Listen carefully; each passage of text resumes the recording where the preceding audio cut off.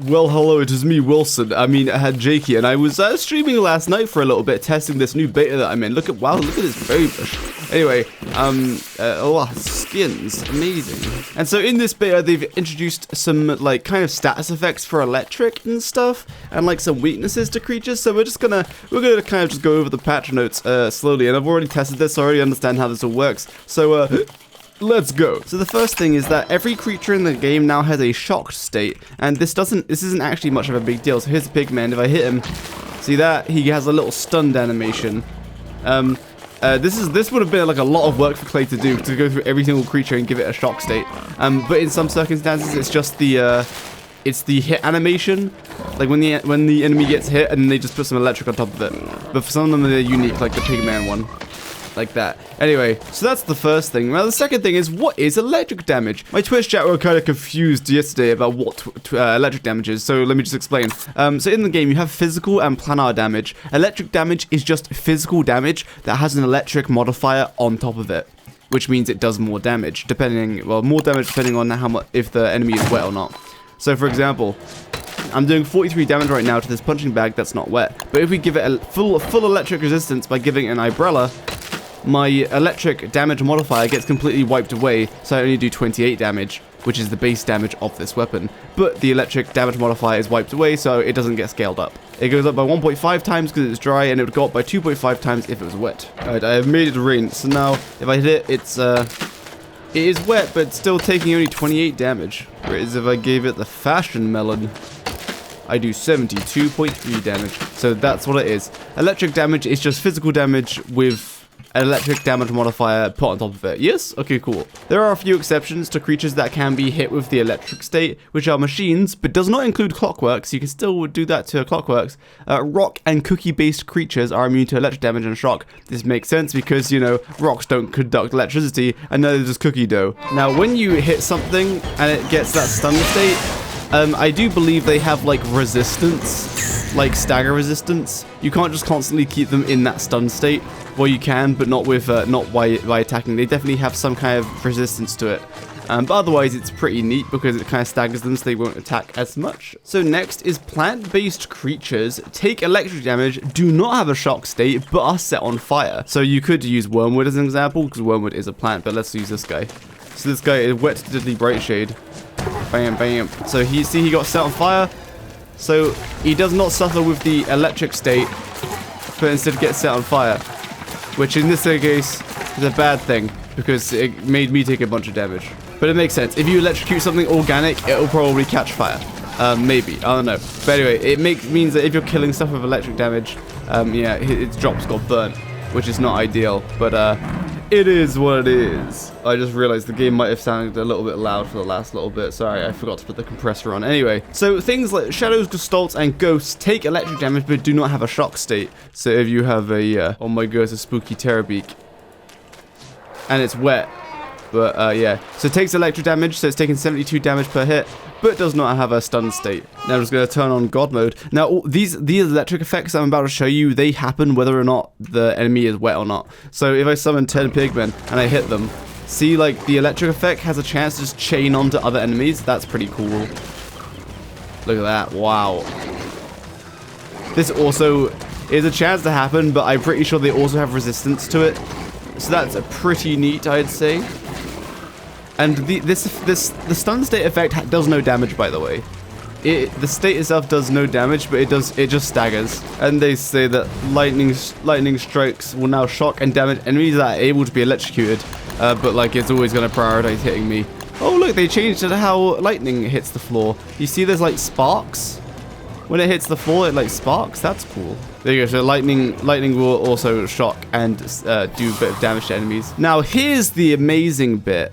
This new item, electric fence post, requires 4 scrap and 2 moon shards, and you can make 4 electric fence posts with it.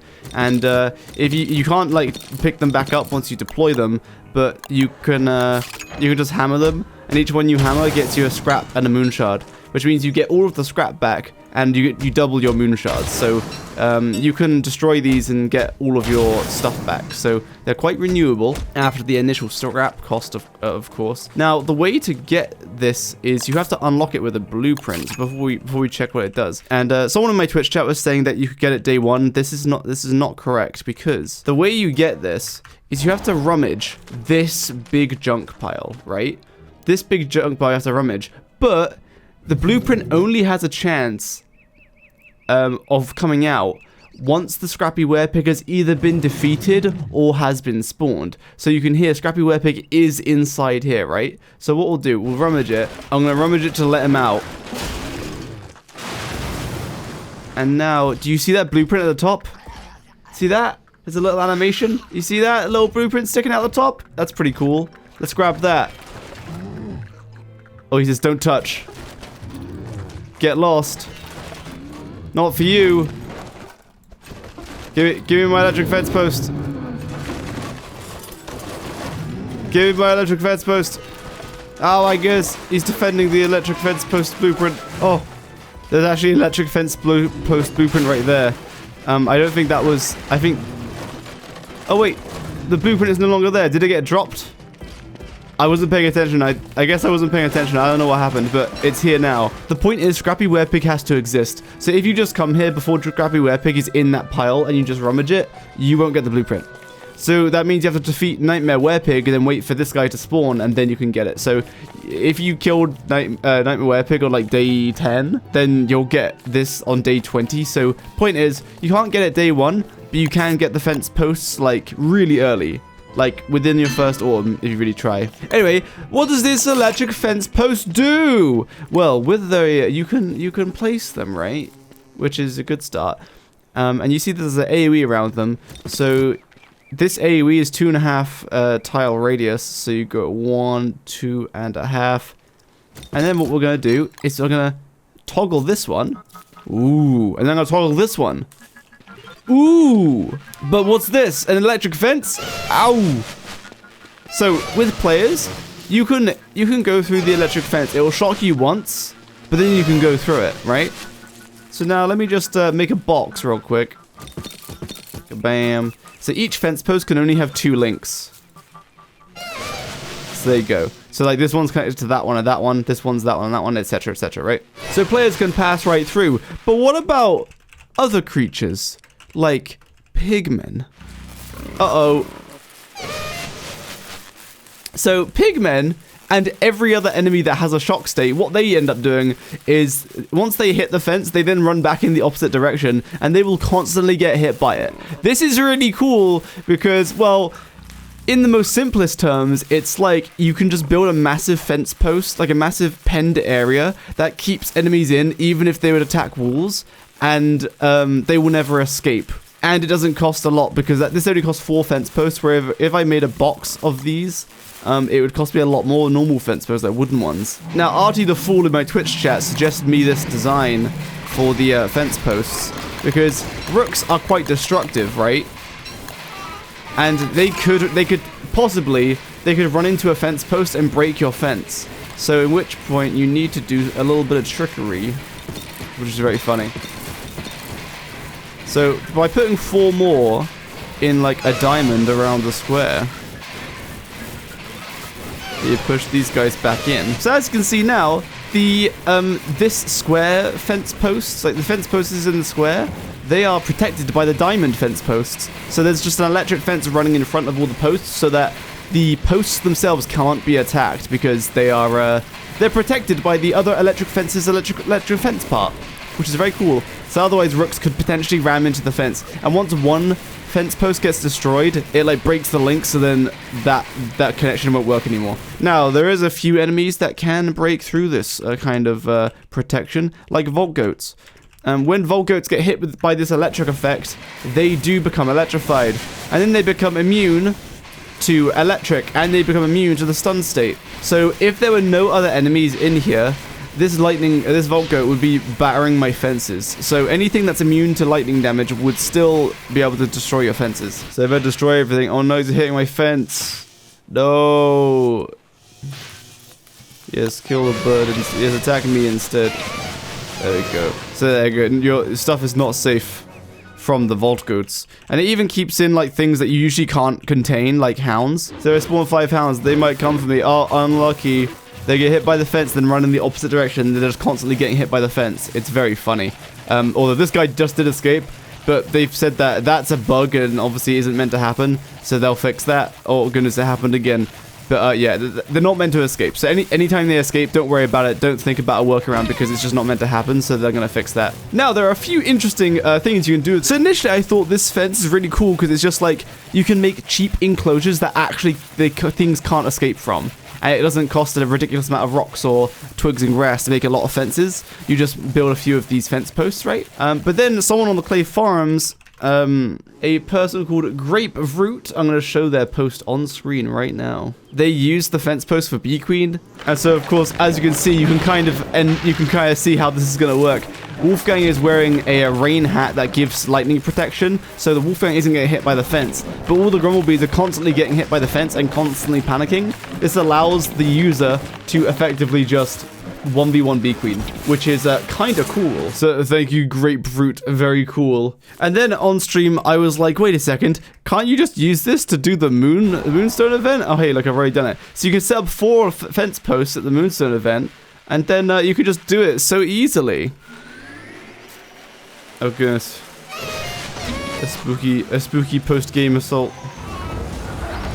Oh no, here come the things. And, oh, well, they get hit by the electric fence.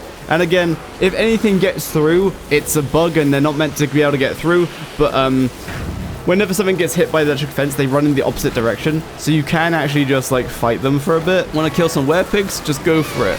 Like, this guy got in, but he's still panicking. So he's just running around still, but you'd probably want to kill him. But anyway, they said that if anything gets in, they're not meant to, so they're going to fix it.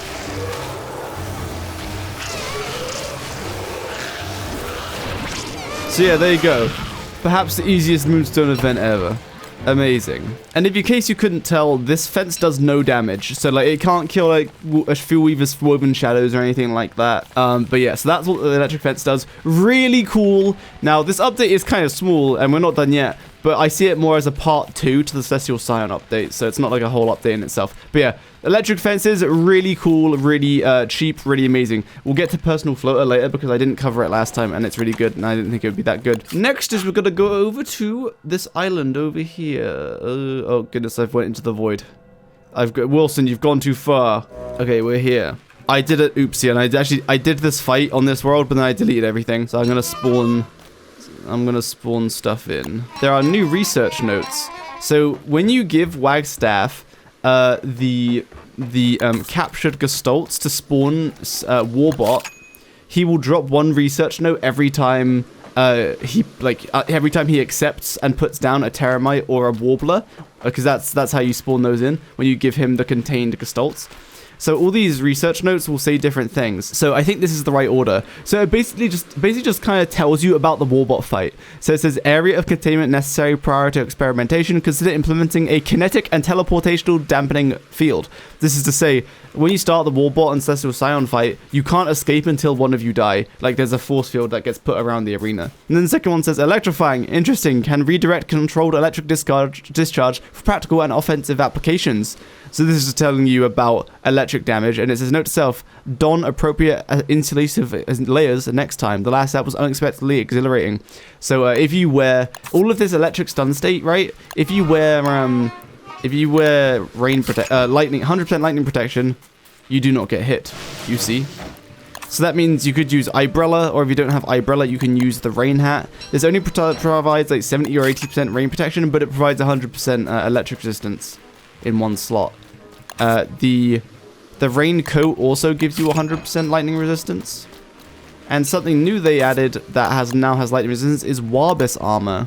So the helmet seemingly does not have lightning resistance, but the armor does. Now, if you don't know what Warbis armor does, it probably doesn't really matter too much. The helmet you get after you get the Enlightened Crown, and this gives you up to a 20% damage buff, which means the crown is like always better, The armor is kind of fine, but it has a ramping speed bonus, but it's quite slow and it's easy to lose, so you probably won't use it. But now you might use it because it's lightning protection for like stuff like this, electric fights, and you get like 85% damage reduction with some planar reduction, so it's kind of pretty good. Anyway, let's continue with the research notes. This one says, Eureka! Lunar forms radiate boundless energy, containable, obedient even? Control may be possible, endless applications if stability holds. This is alluding to the fact that Warbot is not stable and you have to fight it. Then this says, Thulsite appears sufficient to contain lunar entities. Structural integrity holds under moderate strain. Further testing is advised. Of course, we know this because this kind of alludes to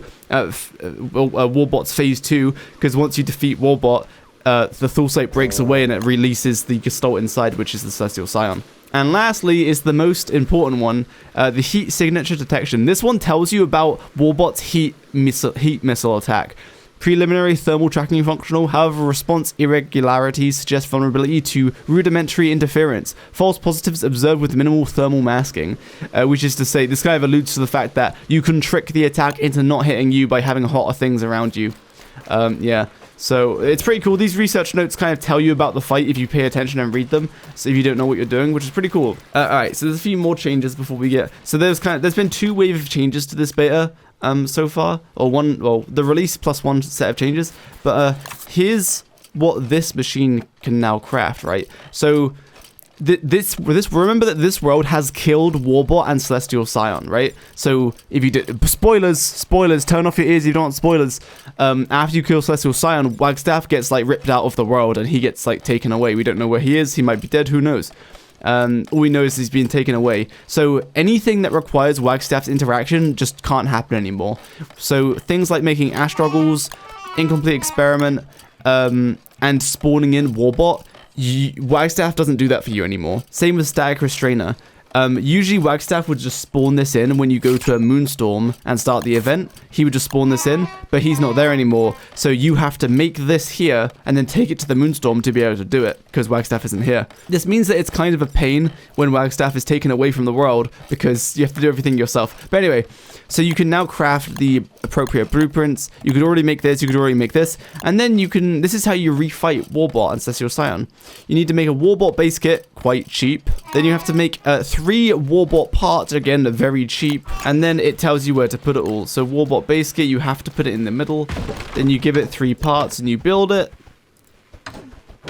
And then you have it. Amazing. And when you do that, it then destroys any of the any of the robots that were still there. It destroys them because you need to get new ones. It won't let you use old ones. So it destroys them, so you get the gyroscopic transduction cores, which is used to repair them. I'll show you that in a little bit. You know, I'll show you in a second. Don't mind me just devouring some shroom kicks. So again, Wagstaff isn't here. So you have to place all of these yourself. So you have to deploy them all. When you hover them, though, it does tell you where they should go. And then Wagstaff isn't here to commentate. So then you just get hit by Celestial Revenant. You, of course, one-hit it with your mighty fist and grab that last one. And then you give this to Warbot, and bam, you have now spawned him. And then once you activate that, it restarts the Warbot fight. And otherwise, it's completely the same. If you want to see that, I've already done a video on it, so you can go see that. But yeah, then the rest of it is the same. All of it is the same. The fight is completely the same. But every time you kill Warbot, though, it means you can get 3 Teramites or Warblers. So every time you defeat like Warbot and Celestial Scion, there's 6 of these minions, right? So you can destroy 3 of them to get 3 gyroscopic transduction cores, and then you can use those 3 cores to repair the other 3 machines. So every time you kill Warbot and Celestial Scion, you can effectively get 3 Teramites. So that's how you can build up your army of Teramites. And I'll show you what Teramites do. Actually, I'll show you what they do right now. Okay, I found the code from a very kind Twitch chatter from yesterday, so now I can repair things with 3 Teramites and then 3 of either Warblers or Teramites. You can't repair Warblers at the moment. They might change that, but you can repair Teramites. So you'd get 3 transduction cores, then you repair them. You repair the Teramites. And look at them go, they play Beyblades with each other, they're so funny! Right, so these things do have practical purposes. They're 100% durability, they do take damage, and once they take too much damage, which is not a lot, they go to 0% durability, and you have to use another transduction core to repair them, which means killing Warbot and Scion another time. So they are very expensive to, like, upkeep if they take damage. So you don't want them taking damage. So keep them away from like AoE enemies. But otherwise, they chop wood pretty good. And they play Blade with each other. And they also kill anything that's aggroed onto you. So if I spawn like 10 spiders. This is old, by the way. This is an old update. But yeah, look, it just kind of chews through them. They'll play Blade with each other. And then they'll hit the spiders. Look, 50 damage and they attack so rapidly. Yeah. And like normal enemies won't just aggro onto the bosses, aggro onto the termites. They only get hit by like AoE attacks, really. Yeah, these things are hilarious. Anyway, I forgot what I was doing. Yeah, termites are cool. Anyway, let's move on, shall we? Oh yeah, they changed something about Celestial Champion, which I think makes sense. Celestial Champion Phase 3 can't be frozen anymore. It seemed odd that Celestial Champion could be frozen, but it doesn't build up frost. Yeah, you just can't freeze Celestial Champion anymore. Which is good, I guess. But there's a lot of cheeses that required her to be frozen, so unlucky cheeses. Okay, so they did a change with boat placement, and it links in kind of to the change of the personal floater. So I'm going to quickly go over that. 1 second. Me and Wilson, we have to go find the mainland again. Wilson, where's the mainland? Oh my goodness. Oh, we found it. Oh, no, we did. Yes, we did. Yes. I'm just going to let my terrorites run rampant. Look at them playing with each other. It's so funny. Alright, y'all have fun while they play with each other. So, boats and this new thing, personal floater, requires a mosquito sack and rope, very cheap to make, and only needs a think tank to make. You're exploring sea content, which means you're already not having a good time, because you're on the sea, and don't starve together. And for whatever reason, your boat explodes and it's time to drown, right? So I'm gonna jump off the plank to show it, but if your boat drowned, this is what happens when you have the personal floater. You float, right? You gain a little bit of wetness and it keeps going up, but you float. You don't instantly drown anymore, right? Now you can do a few things. If there's a boat close by, you can click or use your arrow keys and you'll jump back on the boat, which is very cool. Or let's assume that this boat got destroyed. Like you're fighting Crab King and your boat just got destroyed and you just didn't place another one fast enough. So now you just get your other boat and look, you can just place it and then kabam, you can jump onto it. And then before you drown again, you quickly grab the personal floater. Amazing. Oh no, my driftwood ore. Can you pick up driftwood ore? Oh, gamers. I'm the best bug abuser there ever was. Wait, did I have God mode on? Oh, I had God mode on, never mind. So you drop driftwood ore, you float, but then you jump back on the boat, and you grab your driftwood ore. There's a chance that if you dropped driftwood ore while you were standing on it, you would need another driftwood ore to then go get your first one. But anyway, so the personal floater is like really good. And also kind of nerfed W.A.R.B.O.T skills. I'm recording clips of the W.A.R.B.O.T guide at the moment, and I noticed that this change, like from last update, nerfed W.A.R.B.T skills a little bit because she just doesn't gain a lot of wetness from jumping off boats, only 16 wetness. So like you can't keep yourself wet by jumping off the boat repeatedly because it's just too slow. Anyway, so that's what the personal floater does. It's really cool. Now I'm going to show you some animation because it's funny. So if you don't want to get back on your boat, your teammates, you hate them, and you just want to escape, you can right click the personal floater to let go, and there you go, and you allow yourself to get swept away. So now I'm pretty sure you guaranteed go to like the closest bit of land. Oh, not quite. Yeah, I kind of went to the closest bit of land, right? But then also WX. Someone on my Twitch chat showed me that WX has a funny animation when WX drowns. So let's go do that. Nah, you want to abandon ship? It's over. And you think, oh, you know what? I want to put my boat down. Oh, but there's grass in the way. I can't put the boat down with grass in the way. Oh, but you can. So now when there's items or birds in the way, when you place the boat, it just pushes the items out of the way, and if there was a bird there, the bird would fly away. So that's a really good change, because like during Crab King, if you're trying to put a boat down, there's like one bit of ice in the water, then you couldn't put it down. But now it just pushes the items out of the way. Really good change. But anyway, back to drowning. You abandon ship as WX, and then you decide, you know what? I don't want to live. When you hit let go, he holds his fist up, which is really funny. Because, you know, WX's machine doesn't like wetness. He suffers greatly when he's wet. So, yeah. And he also gets health penalty when he drowns like that. Goodness gracious. Anyway, so that's the personal floater thing that I didn't show till just now because, funny. There's actually something I missed here. So, of course, because Wagstaff isn't here anymore, he can't give you spark arcs, right? So you have to make your own spark arcs. But now, once Wagstaff is gone, that's when you unlock these 4 recipes, right?